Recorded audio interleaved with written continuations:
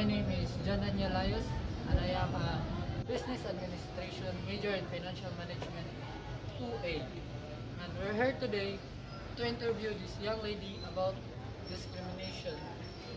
So, can you please state your name and course? I am Christine J. Guevara, Bachelor of Secondary Education, major in Filipino 1. Have you ever experienced or witnessed a discrimination in public? Wala ko naka-experience kaya naka-witness sa mga classmate inside sa room. So, can you share what happened at that time?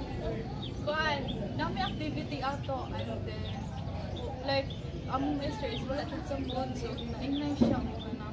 Dili ka maayo na kabutangan ng magtugang-tugang. So, how did you want to respond to that situation at that time? Kana kakon ko katubagon ko sa maestro about ana. Yeah, dili lang po kay basta na ko nagpapasok at wala pa siya sumunod. And by any chance, what would you say? Wala kung masulti sa maestro kay kuan.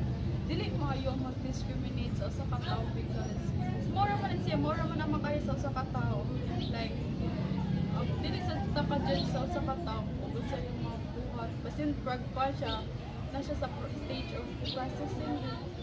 Parang gali ka na siya sa stage na iya pang i-develop yung self.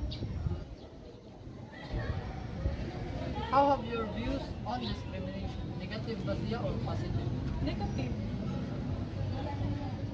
Negative siya kay kuan kana naman jay karang bisa pag gamay nga sulti ni mo sa ka tawo niya wala niya nagustuhan na jud big impact sa iya ha sa iyang self or sa tanan sa iyang kuan nakapalibot sa iya ha.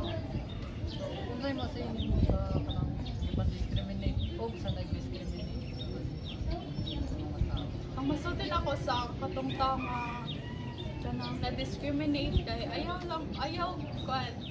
sila tubayi or ayaw sila kanang ayaw sila paminaw kay mo usa na sa makapadawn sa kagalingon and be who you are kay come on, you are unique on your own.